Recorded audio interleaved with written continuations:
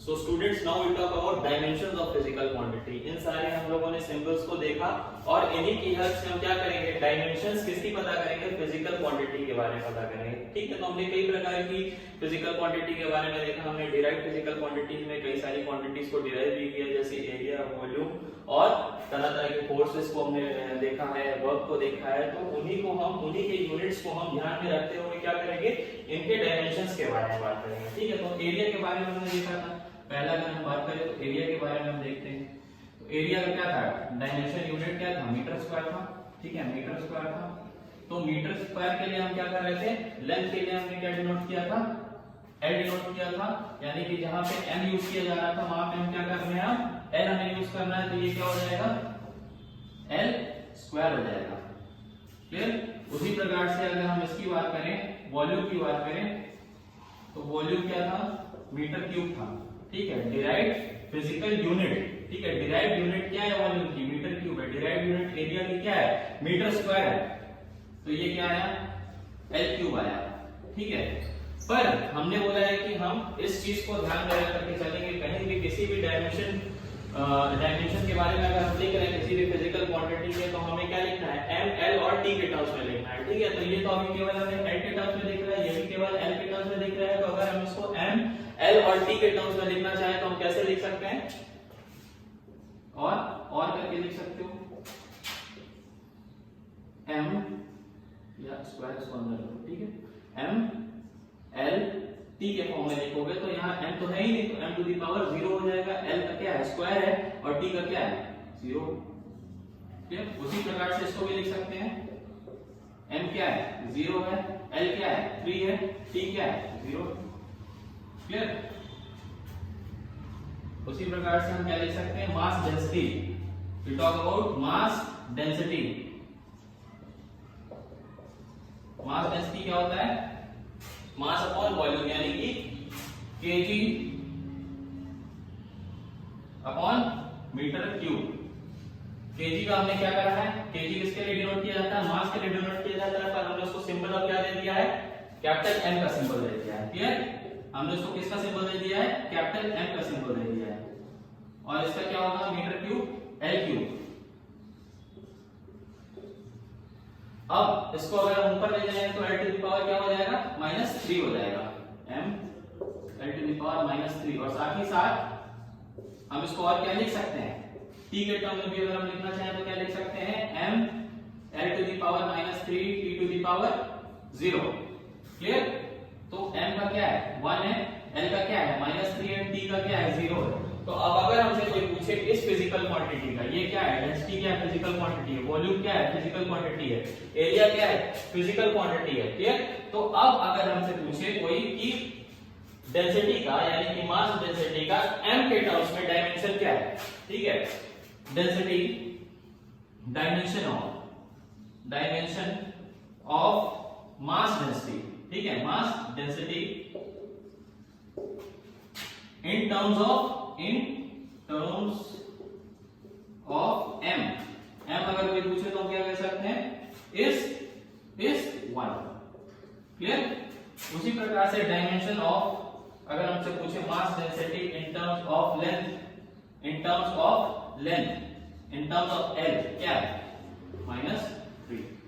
उसी प्रकार से अगर हमसे कोई पूछे कि dimension of mass density in terms of T क्या है, तो हम क्या कहेंगे, 0।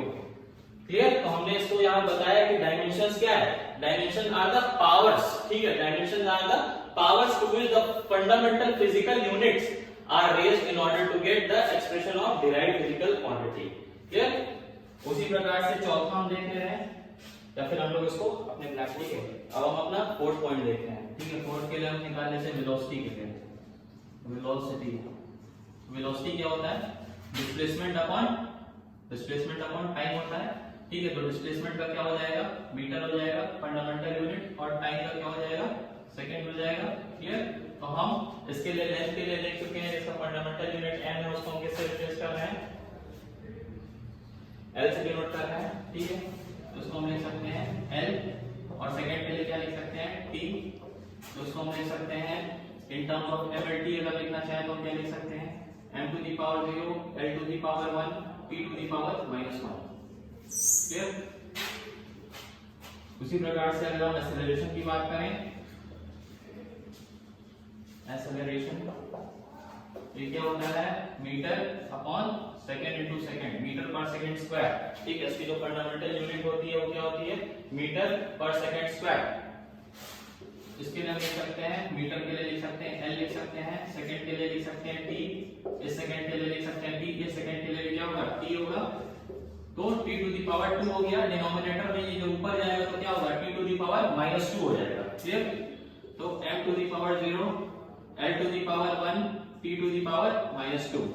ठीक है, तो अब अगर हमसे एक्सेलरेशन के बारे में पूछा जाए in terms of m, in terms of length, इसकी डायमेंशन क्या है, 0 है। In terms of in terms of mass अगर बोला जाए तो इसकी डायमेंशन 0 है। इन टर्म्स ऑफ लेंथ अगर बोला जाए तो डायमेंशन 1 है। इन टर्म्स ऑफ t अगर बोला जाए तो डायमेंशन क्या है, -2 है।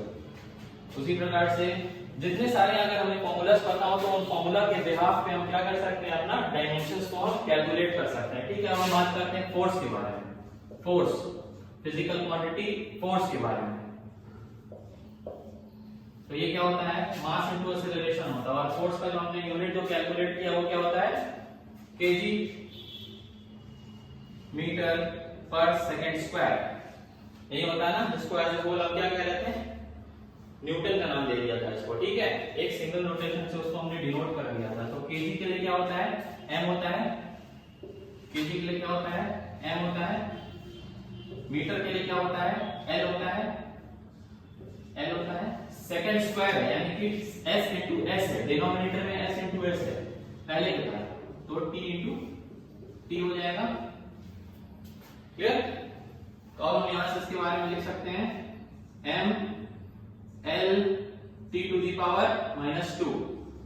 ये क्या है, डायमेंशन किसका, फोर्स का। ठीक है, फिजिकल क्वांटिटी फोर्स का क्या है, वो डायमेंशन है। और इसे हमें क्या करना होगा, याद करना होगा अपने प्रॉब्लम सॉल्विंग के लिए। ठीक है, this we have to learn.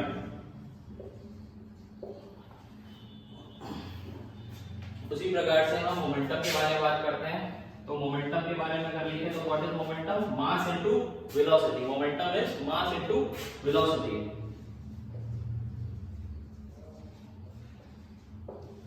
मास का क्या है, केजी है। ठीक है, ये क्या है, यूनिट है, डिराइव्ड फिजिकल यूनिट है।